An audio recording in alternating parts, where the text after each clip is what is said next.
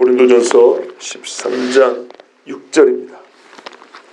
하나님 말씀 고린도전서 13장 6절을 우리 함께 읽겠습니다. 불의를 기뻐하지 아니하며 진리와 함께 기뻐하고. 아멘. 하나님 아버지, 지난 1년 동안 우리 신영근 집사님, 안혜연 집사님 가정, 우리 교회 한 식구 되어서 참으로 예배의 모범이고 주 하나님을 향한 열정과 또 교회를 향한 봉사에 참 아름다운 모습을 보여주었습니다. 오늘도 이렇게 주님 앞에 찬송하는데 힘을 다하고 온 마음을 다하여 찬양했습니다. 우리 하나님 받아주시옵소서. 또한 성도들을 사랑하여 참 이렇게 또 귀한 음식들을 준비하여서 나누게 되었습니다. 사랑하는 마음 결코 작아지지 않게 해주시고 성도와 손을 대접하는 일에 부지런하여 부지 중에 천사를 대접한 이가 있느니라. 하나님, 가장 작은 자에게 한 것이 나에게 한 것이라는 칭찬을 주께로부터 듣는 복된 주의 가정이 되게 하옵소서. 오늘 주의 말씀을 듣습니다. 9번째 날입니다. 하나님 아버지께서 주시는 말씀 늘 새롭게 들리게 하옵시고 새 노래로 찬송할 만한 그 새 노래의 가사가 되는 하나님의 말씀이 되게 하옵소서. 예수 그리스도의 이름으로 기도하옵나이다. 아멘. 불의를 기뻐하지 아니하며 진리를 기뻐하며. 사랑이 불의를 기뻐하지 아니하는 것이고 진리를 기뻐한다 그랬습니다. 이런 건데 이 말에는요, 새벽부터 좀 어려울 수 있지만 중요한 사실 하나 짚고 넘어가려 합니다. 우리가 오래 참고는 앞에 무엇이 없어요. 오래 참고입니다. 시기하지 아니하며도 무엇을 시기하지 않는다가 없습니다. 우리가 성경 전체를 이렇게 관통하여 볼 때, 전체를 이렇게 종합적으로 볼 때, 여기서는 나에 대하여 악한 일을 참는 거구나. 또 형제가 많이 가짐에 대하여, 높아짐에 대하여 내가 못된 마음을 먹지 않는 거구나 하고 그 무엇을 우리가 이렇게 찾아냈습니다. 그런데 여기 보니까 눈에 띄는 것이 거의 동전의 양면 같은 말씀이거든요. 기뻐하지 아니하고 기뻐한다에 내용이 있어요. 무엇을 기뻐하지 아니하는지, 무엇을 기뻐하는지 그 내용이 나와 있는데, 기뻐하지 아니하는 거하고 기뻐하는 건 반대지 않습니까? 반대의 내용이 있어야 될 텐데 반대가 하나는 불이고 하나는 진리로 되어 있어요. 바꿔 말하면 불의는 진리가 아니라는 얘기고 진리는 또 의롭다는 뜻이겠죠. 우리가 여기서 알 수 있습니다. 그래서 사랑은 우리가 진작부터 말씀드린 것, 뭘 미워한다고요? 불의를 미워한다 그랬잖아요. 하나님의 의를 위하여 우리가 화를 내더라도 그럴 때 화를 내는다 했잖아요. 자, 오늘 말씀 이걸 확인해 주는데, 자, 진리와 불의함, 진리와 거짓, 거짓은 또한 의와 반대된다. 이렇게 서로 교차되면서 이렇게 서로 대립관계를 보여줍니다. 그런데 어쨌거나 이게 기뻐하지 아니한다와 기뻐함의 내용물이라는 겁니다. 자, 그럼 하나 볼게요. 기뻐하는 거는 누가 하는 것입니까? 사람이 하는 거죠. 사람이. 우리가 오래 참을 일이 생기면 그때부터 오래 참기 시작하는 거잖아요. 그렇죠? 시기할 만한 일이 생겼는데도 시기하지 않으면 그때부터 그 사람은 진짜 사랑하는 사람이라고 그러잖아요. 그 시간 관계가 좀 문제인데요. 자, 여기서 하나 물어보겠습니다. 우리가 여기서 보면 불의를 기뻐하지 아니하며 진리와 함께 기뻐한다 할 때 나와 너 사이에 말이죠. 나와 너 사이. 사랑은 나와 너의 문제잖아요. 나와 너 사이에 뭐가 있다는 얘기인가요? 불의한 것이 있다는 얘기고요. 진리라는 게 있다는 겁니다. 그러니까 객관적으로 진짜 존재하는 것으로서 불의라는 것하고 진리가 나보다 먼저 있었다는 얘기입니다. 봐보세요. 내가 기뻐하기 전에 진리라는 거는 내가 기뻐할 때부터 존재하는 게 아니라고요. 그 전부터 있는 거란 말입니다. 자, 뭐라고 얘기해야 될까요? 불의를 기뻐하지 아니하며 진리와 함께 기뻐하며 에는 보면 불의 또는 진리라는 객관적으로 존재하는 무언가가 있고 여기에 대한 나의 감정이 그 뒤에 나와요. 그러면 이게 진리는 사람이 만들어낸 게 아니잖아요. 그리 봤을 때는 진리 또는 진리에 반대되는 불이라는 것은 인간이 있기 전부터 존재하는 거구나. 그렇게 될 수 있죠. 선제, 인간보다 먼저 있다. 이걸 우리가 깨달을 수가 있습니다. 그러니까 사랑은 너에게 이로운 일을 하기 위해서 내가 감정을 좀 좋게 바꾸고 이 내적 훈련하는 것으로만 그치는 게 아니고, 사랑은 우리에게 참 중요한 진리를 가르쳐 주는데, 진리 그 자체를 가르쳐 주는 뭐냐면, 내가 있기 전부터 진리라는 게 존재하고 있었고 이 진리는 의롭다는 것입니다. 꼭 거꾸로 바꾸면 내가 있기 전부터 진리에 반대되는 것이 무엇인지 하나님은 이미 그걸 갖고 계셨고, 그렇죠? 그것이 이미, 그런 개념 자체는 이미 존재한다는 말입니다. 다시 말하면 우리가 지금 명령받은 게 뭐냐면 너와 내가 사랑하라는 얘기거든요. 너와 내가. 그런데 너와 나, 즉 사람이 있기 전부터 진리를 기뻐하는 게 사랑이라고 그랬지 않습니까? 그러면 사랑해야 할 것은 내가 있기 전부터 어떤 의미에서 정해져 있었다, 이런 말입니다. 또 사랑하지 말아야 할 것도 내가 있기 전부터, 너와 나라는 인간이 있기 전부터 있었다, 그 말입니다. 자, 이제 좀 계속 가보면 더 뚜렷해집니다. 자, 사랑해야 하는 것이 먼저 있었고요. 사랑하지 말아야 될 게 있었고, 그 다음에 이 사랑해야 하는 것을 사랑할 수 있는 존재인 내가 만들어졌어요. 봐보세요. 하나님이 계시고 내가 만들어졌죠. 그리고 나는 하나님을 사랑하고 살죠. 그러니까 사랑해야 하는 것이 먼저 있는 거예요. 그리고 사랑할 수 있는 존재인, 지금 우리는 지금 사람을 갖고 있잖아요.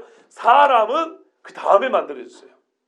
다시 말해요. 사랑해야 하는 것이 먼저 있었고, 사랑해야 하는 것을 사랑할 수 있는 능력을 가진 피조물인 나는 그 다음에 만들어졌다고요. 이야, 여기 아멘 해주셔서 너무 감사합니다.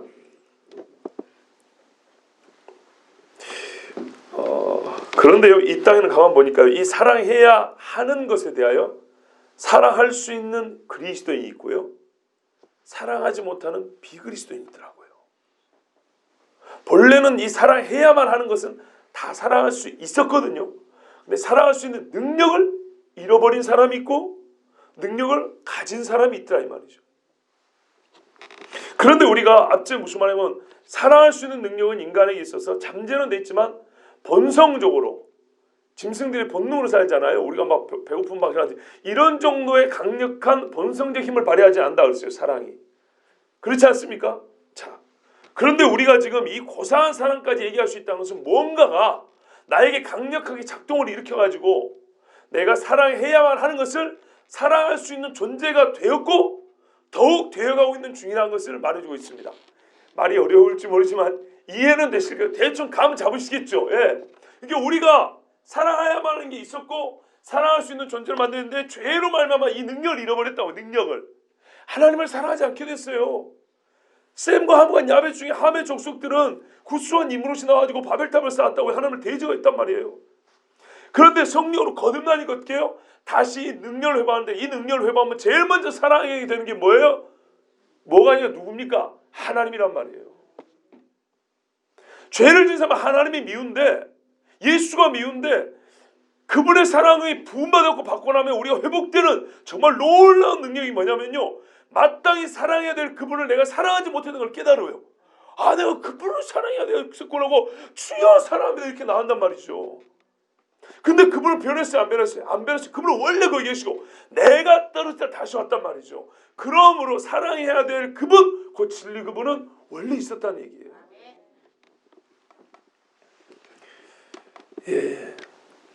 인간은요, 사랑해야 할 것이 존재하고요, 사랑하지 말아야 될 것이 존재하는 이런 주어진 환경 속에서 태어났어요. 문제는 둘 중에 무엇을 택할 것이냐예요. 그런데 죄인인 인간은요, 사랑하지 말아야 될 것을 사랑하고요, 사랑해야 할 것을 사랑하지 않는 길을 택합니다. 이게 인간이 근본적으로 뒤집어진 상태라는 거예요. 아주 인간의 최고의 최고의 악은 뭐냐면요, 바로 이게 뒤집힌 거예요. 그런데 하나님의 사랑이 우리 마음에 부음받으면은 이 가장 큰 불행이 행복으로 바뀌고요. 가장 큰 악이 의로 바뀌는데 그걸 오늘 지금 말씀해 주는 거예요. 여러분 놀랍지 않으세요? 제가요 인간에 대해 생각해 볼 때 가장 깊은 고민이 이거예요. 왜 인간은 옳은 것을 알면서도 불의한 일을 기뻐할까? 왜 인간은 불의한 일을 거부한다 하면서도 진리는 왜 기뻐하지 않을까? 이 모순됨이 인간의 삶 전체에서 진짜 고민되는 문제예요. 여러분 안 그러세요? 네? 왜 인간은 내가 하면 로맨스고 남이 하면 불륜이라고 말할 수밖에 없는 존재가 되었는가? 왜 우리는 그 정도 그 모양일까? 왜 같은 사건을 보고 같이 말을 못하고 같은 평가를 못하고 같은 마음을 가지지 못하고 왜 이렇게 앞뒤가 안 맞고 앞뒤가 맞다면 말이 안 돼요. 정말 삶의 법칙이라는 게 없어요. 왜 이 모양일까? 왜 짐승만도 못할까? 정말 이게 고민 중에 고민이거든요. 그래 봤더니 내가 있기 전부터 존재한 하나님이 계시고요. 그 하나님 만드는 사랑의 법이 있는데 이 법을 떠났기 때문이라는 거예요. 떠났기 때문에. 그래서 이 법 안에 다시 들어오면 어떻게 돼요? 근본적인 틀이 깨지고 바뀌는 거예요. 불의를 기뻐했던 사람이 불의를 미워하게 되고요. 진리 의를 미워했던 사람이 의를 기뻐하게 돼요. 여기서부터 삶의 모든 잘못에 맞춰진 이 뼈다귀들은 다시 들어받기 시작합니다. 여러분 그렇지 않습니까? 주여, 그러므로 사람이 택할 것은요 사랑해야 될 것 또는 사랑해야 할 분을 사랑하는 존재가 되든지 아니면 사랑하지 말아야 될 것을 끊임없이 죽을 때까지 사랑하고 살든지 둘 중에 하나인데요. 감사하게도 오늘 성경 뭘 요구해요? 사랑하지 말아야 될 것은 사랑하지 말고, 이제 말이 앞뒤가 맞잖아요. 그죠? 사랑해야 할 것은 이제 사랑하라 이렇게 말해줍니다. 근데 이게 어떤 말이 또 전제됐냐면 너에게는 이제 사랑해야 될 분을 사랑할 수 있는 능력이 주어졌다는 거예요. 주어졌다면 회복됐다는 거예요. 원래 인간답게. 그래서 이 말씀을 줬지 이게 회복이 안 됐으면 그리스도인이 좋겠습니까? 그리스도인의 정체대에 또 다른 정의가 주어진 겁니다. 그리스도인이란 본질적으로 사랑해야 될 것이 나보다 먼저 존재했는데 후에 만들어진 주제 그 사랑해야 될 것을 거부하고 미워했던 내가 다시 그분을 사랑할 수 있게 바뀐 자가 누구냐? 바로 그리스도인이라는 거예요. 그래서 이에 합당하게 우리에게 이제는 어떻게 해요? 그런 사실이 주어졌기 때문에 그 사실을 깨닫고 살라고 명령합니다. 사랑해야 될 분을 사랑해라. 얼마나 감사합니까? 이렇게 세상에서 우리를 다른 인간으로 취급해 주는 데가 어디 있어요? 네? 너무나 감사하지요. 그런 차원에서 오늘 불의를 기뻐하지 아니하며 진리와 함께 기뻐하는 나누지 않고 한 덩어리로 우리가 다시 한번 조금 더 이제 좀 구체적으로 한번 보겠습니다. 여러분 성경에서는요 진리라는 말을 쓸 때 여러 가지 상황을 포괄적으로 진리라는 말을 써요. 우리도 사실은 은혜라는 거는요 고유한 뜻이 있어요. 받을 자격이 없는 자가 무보수로 대가 없이 받는 선물을 은혜라 그래요. 성경에서 이거는 대표적으로 십자가의 구속을 은혜라 그래요. 그렇죠? 그리고 나머지는 그 나름대로의 이름들이 있어요. 하나님이 솔로몬에게 지혜를 주사 그렇게 되죠. 근데 이거를 우리가 편하기를 솔로몬은 하나님께 은혜를 받아서 이렇게 말해도 틀리진 않아요. 그렇죠? 틀리진 않아요. 이스라엘 백성들이 광야를 지날 때 하나님께서 독수리 날개로 새끼를 업듯이 그렇게 업어가시고 이렇게 보호하셨습니다. 이렇게 하면 조금 더 자세하고 구체적인데 이거를 그냥 뭐라고 표현해요? 하나님께서 이스라엘 백성에게 은혜를 베푸사 광야에서 이렇게 생존케 하시고 이래도 틀린 말은 아니죠. 그런데 말의 정밀함과 구체성이 좀 떨어지죠. 그런 것처럼 진리라는 거는요 원래는 하나님의 말씀을 가리키는 말이에요. 요한복음 17장 17절에 주여 아버지여 나의 제자들 저들을 거룩하게 하옵소서 그렇게 말합니다. 진리로 거룩하게 하옵소서. 그럼 진리가 뭐냐? 아버지의 말씀이 진리니이다 이렇게 딱 부러지게 나옵니다.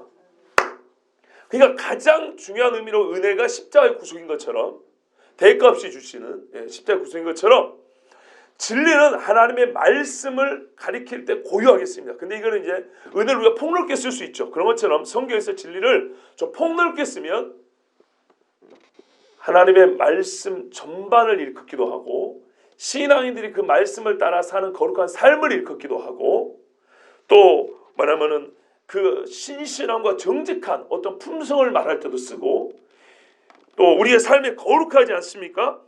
거룩함 또는 진리를 받는 행동, 하나님의 말씀을 듣는 행동도 진리다, 이렇게까지 넓게 사용하기도 합니다. 아시겠죠? 예, 넓게 사용하지만 마치 은혜를 이렇게 넓게 사용하는 것처럼, 그러나 우리가 지금 보고자 하는 것은 제일 핵심되는 뜻, 하나님의 말씀, 이것이 진리라 그랬어요. 자, 그러므로 이 진리를 기뻐한다는 것은 하나님의 말씀을 기뻐한다는 것입니다. 여러분, 세상 사람들이요, 교회는 가도요, 성경을 싫어합니다. 잘 보세요. 성경 안 보려고 그래요. 재밌죠? 그리고요, 재밌는 게 있어요. 우리가 예수 믿는 사람들이 이단을 만나잖아요. 이단을 만나고 내가 꿀먹은 머리처럼 말을 못하잖아요. 그러면 뭘 제일 가슴 아픈 마음처럼, 내가 왜 성경을 몰랐을까? 이게 가슴을 치거든요. 그죠? 깨닫는 게 있어요. 진리에 속한 사람은요, 반드시 진리를 삼은 사람은요, 말씀에 갈급해요. 그리고 가까이 돼 있어요. 이단 연구가 쓴 책을 요즘에 좀 보고 있단 말이에요. 자, 중국 가서 강의도 좀 해야 돼가지고. 근데 이분이 이단 집회에 수없이 참석을 해봤대요. 3박 4일도 가봤대요. 예? 너무나 많이 참석을 해봤대요. 근데 거기서 깨달은 한 가지가 뭔지 아십니까? 이단에 속한 사람들이요, 의외로 진리에 대한 열정이 엄청 크더라는 거예요. 이 사람들이요, 마귀를 쫓는다 간 게 아니고요, 나는 진리를 사모해서 갔다는 거예요. 근데 잘못 들어간 건데, 이것만큼은 분명히 확인된다고 그랬어요. 진리를 사모하는데 소위 기성교회에서 이 갈증을 채워주지 못하기 때문에 갔다는 사람이 엄청나게 많아요. 엄청나게. 어떻게 하면 좋습니까? 근데 또 채워주려고 그러면 또 이게 좀 힘들죠. 그죠? 예. 참. 근데 이단 연구가가 발견한 제1, 2 그거라 그랬어요. 진리에 대한 열정이 희한하게 이단에게 있더라. 그 열정이 있을 때 지각이 없으면 이제 열정만 갖고 혹 넘어가는 것이지만, 하여튼 이것에 대해서만큼은 의외로 우리가 정말 놀라운 면이었고, 우리가 이제 그분이 그렇게 말은 안 했지만 아마 그 말의 추이로 볼 때는 우리가 정말 이들 못지않게 진리에 대한 열정, 말씀에 대한 사모함이 있어야 되지 않겠냐. 시편 119편은 히브리어 알파벳을 가지고요, 시를 쓴 겁니다. 우리말은 기억하고 8줄짜리 한 년의 시를 쓴 거고요, 니은하고 8줄짜리 시를 쓴 겁니다. 번역이 우리말로 하다 보니까 그 히브리어의 운율이 많이 상실됐는데, 그 느낌이 상실됐는데, 실제로 말하면 그런 식으로 쓴 겁니다. 근데 성경에서 제일 긴 한 장이 시편 119편이죠. 그죠? 그러니까 그게 또 상징적인 겁니다. 하나님 말씀에 대한 사모함이 이 말씀을 읽는 자에는 제일 커야 된다는 뜻 아니겠습니까? 예. 그러므로 하나님을 사랑한다, 그리고 하나님을 진리를 기뻐한다는 사람은 이제 그 기뻐하는 것을 행동으로 보여야 되죠. 예, 사랑으로 보여야 됩니다. 전부 다 이거 다 우리가 지금 본 사랑은 행동입니다. 그러면 진리를 기뻐한다 하면은 우리가 그런 게 있거든요. 그냥 가슴에 묻어드는 느낌이에요. 또 생각보다. 왜냐하면 아까 보세요. 미워하지 아니한다. 씨 하다가 이거를 싹 멈추잖아요. 행동으로 나타나잖아요. 근데 불의를 기뻐하지 아니하며 진리를 기뻐하며, 나는 그냥 이러고 그냥 정적으로 끝날 수 있는데요, 우리가 지금까지 이 사랑의 얘기에서 정적으로 끝난 적은 한 번도 없다고 생각했어요. 그럼 불의를 기뻐하지 아니한다는 거하고 진리를 기뻐한다는 것은 어떻게 해야 되고요? 행동으로 또는 말로 나타나야 된다는 뜻입니다. 자, 불의한 일을 먼저 기뻐하지 않습니다. 하나님을 배반하는 일을 거부하고, 우상 숭배와 음란하고 더러운 일을 싫어하며, 교만하고 악한 일을 꾸미는 일에 가담하지 않습니다. 타인에게 해를 주는 것도 기뻐하지 않습니다. 잠언 9장 말씀처럼 도둑질하는 물이 달고 몰래 먹는 떡이 맛있다, 이런 사람들과 친구하지 않습니다. 정말 이런 사람들은요, 그 끝이 수월의 깊은 곳이라는 걸 깨닫지 못한 사람들입니다. 진리를 기뻐하는 사람은요, 자신이 행하는 악을 기뻐하지 아니할 뿐만 아니라 다른 사람이 행한 악에 대해서도요, 기뻐하지 아니합니다. 슬퍼합니다. 내가 왜 그랬을까, 그처럼 그 사람이 왜 그랬을까 하고 불쌍히 여기며 기도합니다. 봐보세요. 그 사람이 죄를 짓는 것은 가장 비극적인 일을 한 거잖아요. 가장 비극적인 일의 상태에 빠진 것을 본인이 모르지만 우리는 알잖아요. 근데 그걸 기뻐할 수 있겠어요? 그렇게 사랑이라 하겠습니까? 진리를 기뻐하는 것은요, 불의를 기뻐하지 않는 것은요, 더욱더 강력한 요구가 담겨 있어요. 행동하는 겁니다. 불의에 저항하는 것입니다. 1대1의 불의에 저항할 수도 있습니다. 개인과 조직과 단체에 저항할 수 있습니다. 또는 국가에 저항할 수도 있습니다. 이거는 실제 법에도 있는 겁니다. 시민 불복종이라는 것이 있는 것입니다. 또 오해하지 마세요. 지금 무슨 제가 화염병 들고 청와대 가자 이런 뜻 아니에요. 또 여러분 곤란하고 그런 게 아니고 지금 저는 원리를 얘기하고 있는 겁니다. 저 같은 사람도 교회 안에 있으니까 그냥 조용조용히 사는 것 같지만 꼭 그렇지 않습니다. 교회가 생각보다 어지러운 일들이 많습니다. 또 사회생활이라는 것도 잠깐 해본 적이 있습니다. 저항해 본 적이 있습니다. 저희 집사람이 2번 다시 말하지 말아야 하는데 한 번만 더 할게요. 학원에서 짧게 일해본 적이 있습니다. 요 이야기라도 짧게 일했다 소리 안 했다고. 예, 그 원장님이 월급을 정해줬는데 석 달이 지나면 성과에 따라 수고에 따라 올려준다 그랬거든요. 근데 안 올려주고 그냥 넘어가려고 그런 거예요. 그래서 학원 선생님들이 다 나가려고 그랬어요. 제가 거기에 저항했습니다. 약속을 지켜야죠. 근데 어떻게 저항했냐면 정말 사랑하는 마음으로 저항을 했습니다. 울면서. 그래서 원장님의 마음이 감동을 받아가지고 월급을 거의 50% 이상씩 올려줬습니다. 그 한마디에. 참 감사한 일이죠. 우리가 입만 딱 다물고 있다고 좋은 사람이 아닙니다. 잘못된 거는 말해야 합니다. 학교 갈 때 그래서 뺨을 좀 많이 맞았습니다. 세상에 불의의 저항을 좀 많이 맞습니다. 선생님, 가르칠 때는 하고 싶은 말 있으면 당당히 하라 그래놓고 왜 하면 건방지다고 뺨을 때립니까? 이 새끼가. 우리 어릴 때는 그랬어요. 이거는 그냥 작은 일이고요. 여러분, 성경이 말하는 것은 불의를 기뻐하지 않냐는 가만히 있는 게 아닙니다. 참 놀라운 사건이 아닌데 뭐냐면 야곱의 딸 디나가 세겜성에서 강간을 당합니다. 그런데 힘이 약하기 때문에 야곱이 가만히 있습니다. 그때 시몬과 레위가 가서 어쨌든 할례 받으라 해가지고 결국에는 그 세겜성 사람들을 칼로 쳐 죽여버립니다. 그죠? 남자들 다 죽였습니다. 좀 심했지요. 분명히 심한 건 사실입니다. 그런데 아버지가 그 일을 막을 수 있었음에도 불구하고 아버지가 자초한 일이에요. 아버지가 이렇게 말합니다. 이 새끼들아, 죄송합니다. 이런 표현을 써서 분명히 현실적으로 표현하면 그렇겠죠. 니들이 피바람을 일으켜가지고 피냄새가 나서 우리 다 죽게 생겼다. 그때 시몬과 레위가 아버지한테 한 말씀 올립니다. 그 말을 듣고 야곱은 더 이상 말을 못합니다. 자식들이 실망인 것도 사실이지만 자기의 과오도 있기 때문입니다. 뭐라고 말합니까? 시몬과 레위가. 그럼 아버지, 저들이 우리의 누이를 창녀 취급한 것이 옳습니까? 아버지는 자기 딸이 창녀 취급당해도 힘이 약하기 때문에 아무 소리 안 했던 겁니다. 뭐라고 저항을 했으면 그런 피바람은 안 일어났을 겁니다. 우리는 성경을 배워야 합니다. 불의를 기뻐하지 아니한다는 것은 우리가 죄악된 본성을 갖고 사는 사람이기 때문에 지나칠 수 있어요. 그러나 적어도 야곱이 가만히 있었다는 것에 대해서는 성경이 칭찬하지 않았다는 것. 자식들의 말을 꼼짝을 못했다는 것을 여러분 알아야 됩니다.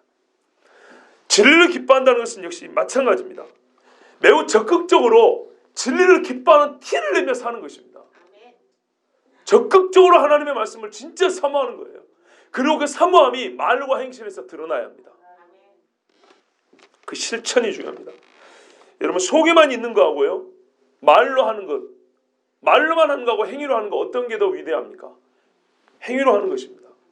에디슨 천재 같은 발명가가 머릿속만 그렇게 하면 전기 나오면 이렇게 끝낸 것이 위대합니까? 아니면 그를 도면으로 그린 것이 위대합니까? 다른 사람이 만들 수 있도록. 근데 거기다가 도면으로 그리고 자기가 직접 만들면 훨씬 낫지요. 그런 것입니다. 음악도 마찬가지입니다. 악상이 떠올라. 악상이 떠올라. 그러고 죽어버렸어요.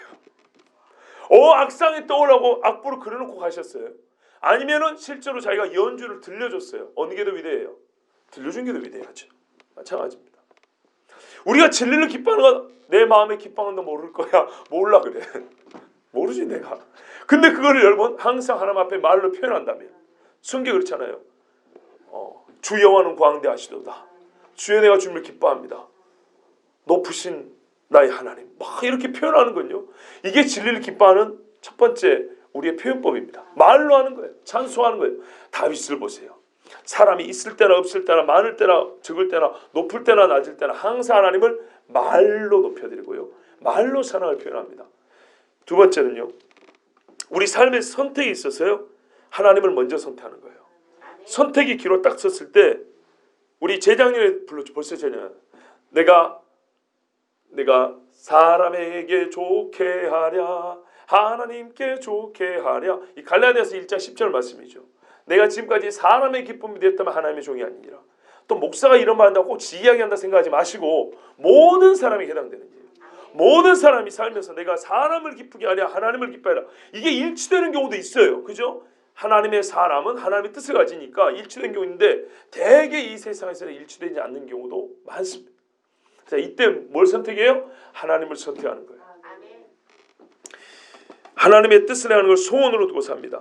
우리가 잘 아는 빌립보서 2장 13절에 너희 안에서 행하시는 이는 하나님이시니 자기의 기쁘신 뜻, 내 기뻐하는 법, 하나님의 기뻐하신 뜻을 위하여 내가 소원을 두고 행하게 하신다. 내 마음에 소원을 탑재해 준대요. 그래서 우리의 소원이 무엇인가를 보면 그 사람은 하나님을 기뻐하는지 안 기뻐하는지 알 수 있어요. 좀 거룩한 소원을 좀 가지세요. 그런데 감사하게 기도 제목 제 나름대로 열심히 기도하고 있습니다. 기도 제목들 보면요 다 소원이 이뻐요.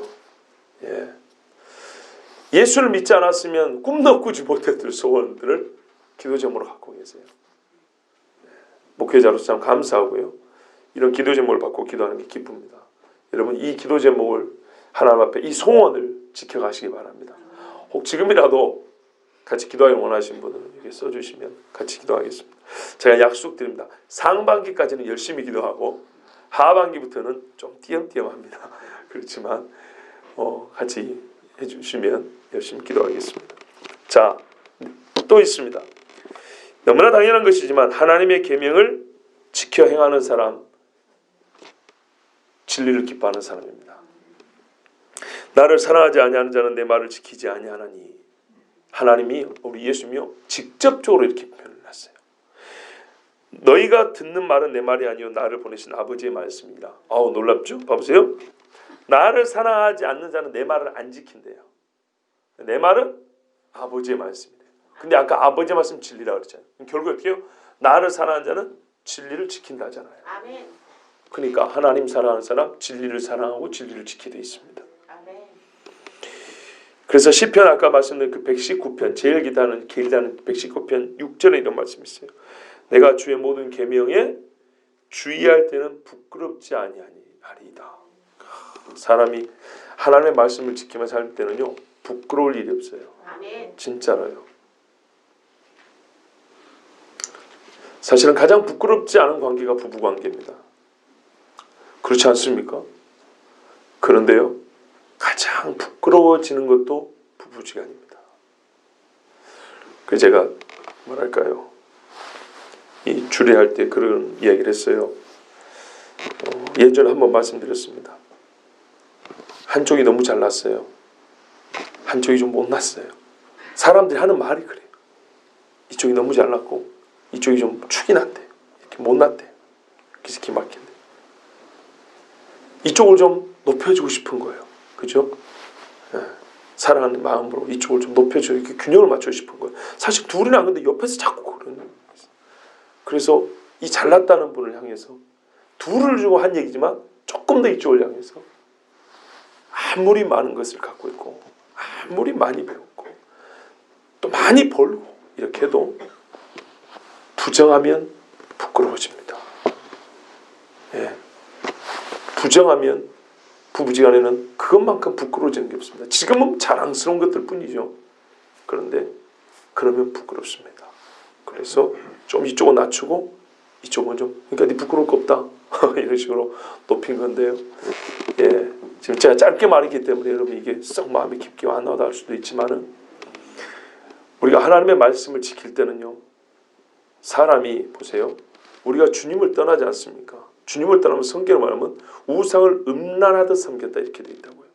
그때 하나님 앞에 제일 부끄럽습니다. 요한 1세도 보면 우리가 주의 진리를 지키 계명을 지키지 않으면 그 앞에 부끄러운 자로 나타날 것이라고 했고요. 계명을 지키면 담대히 설 것이라고 되어 있어요. 그러므로 여러분 계명을 지킨다는 것이 세상 모든 사람들 가운데서 결국에는 부끄럽지 않은 자로 드러날 것이라는 거 여러분 믿으시기 바랍니다. 요즘에요 세상에 높고 소위 뭐 나는 새도 떨어뜨린다는 이런 권세를 가졌던 사람들이 왜 그렇게 부끄럽습니까? 불의를 기뻐했기 때문입니다. 진리를 기뻐하지 아니하고. 그리고 하나님을 두려워합니다. 여러분, 하나님을 두려워하는 것과 기뻐하는 것은 같이 갑니다. 신명기 28장에 보면 이 책에 기록한 이 율법의 모든 말씀을 지켜 행하지 아니하고 내 하나님 여호와를 하는 영화롭고 두려운 이름을 경외하지 아니하면, 지켜 행하지 아니함과 경외하지 아니함이 같이 있죠. 하나님의 말씀을 지키는 사람은요, 하나님을 사랑한다고 그러잖아요. 그런데 동시에 두려워한대요. 그래서 사랑과 두려움은 동시에 존재하는 거예요. 다시 보세요. 하나님을 사랑하면 지금 하나님의 말씀을 지킨다 그랬죠, 분명히. 근데 신명기는 뭐라 그래요? 네가 하나님의 말씀을 안 지키면 두려워하지 않는 줄 알겠다. 지키면 두려워하는 줄 알겠다. 우리는 지키면 하나님을 사랑하는 줄 알겠다 그랬잖아요. 그래서 하나님의 말씀을 지키는 것은 하나님을 사랑함과 두려움을 동시에 보여주는 것이고요. 이 두 가지는 항상 있을 것인데 그런 뜻입니다. 잠언 8장 13절에도 여호와를 경외하는 것은 악을 미워하는 것이라 그랬고, 욥기 1장 8절에 그와 같이 온전하고 정직하여 하나님을 경외하여 악에서 떠난 자가 없다. 여호와를 두려워함으로, 이런 말입니다. 욥을 그래서 하나님의 의인이라고 그랬어요. 자, 여기서 한 말씀 좀 드리겠어요. 이 세상에 가르치는 이 두려움, 성경에 경외함이라고 표현했지만 일단 두려움이라고 쉽게 말하면, 이 두려움을 가지지 말아야 할 감정, 버려야 할 권위주의 시대의 저질 기독교 유산으로 취급하는 것을 가끔 듣게 됩니다. 그러나 성경을 보면 두려움 없이 하나님을 만난 자가 없습니다. 아까도 이미 두려움과 의를 행함과 하나님을 사랑함의 상관관계에서 말씀드렸지만, 그런데 희한하게요, 성경을 어떻게 보는지 이 시대 여러 목회자들 내지는 상담을 연구한, 심리학을 연구한 사람들 중에 꽤 많은 사람이 이 두려움 감정은 우리 인간이 갖지 말아야 될 감정, 버려야 될 감정, 기독교에는 마땅히 이제는 이 두려움이란 건 떠나 버려야 될 감정인 것처럼 말하는 경우가 있습니다. 혹시 들어보셨습니까? 안 들어보셨어요? 안 들어보셨으면 제 혼자 그냥 억지 부리는 겁니다. 두려움이란 감정은 어쩔 때 생기냐면, 얼마 전에 요한일서 강의하면서도 말씀드렸는데 그때와는 조금 다르게 표현 한번 해보겠습니다. 상대보다 약한 자가 가지는 감정입니다. 근데 조건이 있어요. 이때는 이 단서가 있는데요. 상대가 나를 헤아려 하는 상황에서 내가 약할 때 두렵습니다. 전쟁이나 패싸움을 한다든지 이런 경우죠. 또 직장에서 내가 부하여서 이런 직장 상사를 두려워하는 이런 경우죠. 두 번째는요, 나에게 심각한 고통이나 손해가 예상되는 경우에 느끼는 감정입니다. 자, 왜 심각한이라는 말을 붙이면 자질구레한 건 그냥 그러든지 말든지 넘어가지 않아요. 근데 심각한 고통이나 손해가 예상될 때는 두렵습니다. 첫 번째, 누가 나를 헤아려고 한다고 할 때는요, 이런 두려움은 뭘 가르쳐주냐면요, 세상에 악이 존재하는 걸 가르쳐주고요.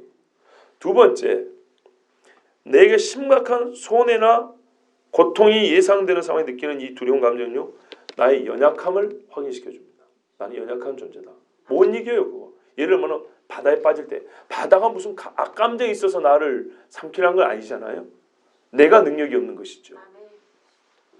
그러니까 파도를 헤치고 살아남는 게 세 번째입니다. 내가 죄를 지었을 때 가장 두렵습니다. 이건 뭘 가르쳐 줍니까? 심판자가 계시고 내가 죄인이라는 걸 깨닫게 해줍니다. 여러분, 아주 간단하게 이 세 가지만 언급해도 두려움이 얼마나 좋은 감정인지 아시겠죠? 다시 말하면 이와 같은 두려움이 없다면요, 이 세 가지를 종합해 볼 때 지금보다 더 괴로운 삶을 살다가 어이없게 죽게 될 것입니다. 물이 무서운지 모르고 가다 어이없게 들어갔는데 못 나오네. 그거 죽는 거예요. 그리고 내가 잘못 저지르면 누가 나를 더 크게 해할 수도 있다. 또는 저희 가면 내가 못 이기기 때문에 저 악이 있기 때문에 조심해야 한다. 이런 것도 모르고 살다 진짜 당하고 고통스럽게만 살다가 어이없게 죽고 죽은 다음에 뭐 했어요? 끝없는 불못의 심판이 있는 거죠. 얼마나 안타깝습니까, 여러분? 두려운 감정이 없으면 얼마나 안타깝습니까? 그럼에도 불구하고 두려움을 못된 감정, 부정적인 느낌을 주기 때문에 현대인에게는 어울리지 않는 구시대적인 감정, 아직 진화되지 못한 사람들의 정서적 특징 정도로 폄하한다면 여러분, 우리는 달콤한 독약을 마시는 것입니다. 쓴 양약을 드시기 바랍니다. 두려움은 우리에게 생명을 주기 위해서 하나님 주신 감정입니다. 아멘. 다시 한번 말씀드리면 탕자가 세상에서 제일 두려워하는 분이 누구예요? 탕자가 아버지의 재산을 반을 가지고 나가가지고 창녀하고 며칠 사이에 다 탕진해버린 그 놈이 세상에서 제일 무서워하는 사람이 누구냐고요? 그 아버지를 두려워하지는 못하는 놈이 사람입니까? 아니면 엊그저께 놀았던 사람들 두려워하고 술집 사장을 두려워하는 게 정상입니까? 아니죠. 우리가 성경에서 제가 지금 얻어낸 교훈인 것이지 한인관식의 무슨 심리학 이론을 말하는 게 아닙니다, 여러분. 아버지를 가장 사랑하면서 가장 두려워하잖아요. 그래서 두려움은 나에게 생명을 주기 위한 감정이에요. 사람 많고 건방지게 들어서 아버지 또 내놓으셔? 말이 됩니까? 무릎 꿇고 하늘과 아버지 앞에 죄를 지었습니다. 이 두려움을 아버지 앞에 무릎 꿇어야 여기에 회복 있고 여기에 뭐니까 여기 치료가 있는 거 아니겠습니까? 여기에 이 아들의 복권 즉 생명이 있지 않습니까? 돼지 퍼먹는 쥐염염에도 못 먹고 죽어요 이제. 그런데 아버지 앞에 우리가 살잖아요.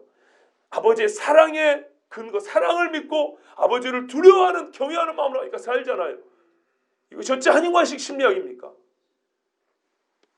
혹시 그런 오해를 하시는 분이 있다면 그것이 아니고 이건 성경의 가르침이라는 것을 꼭 기억하시기 바랍니다.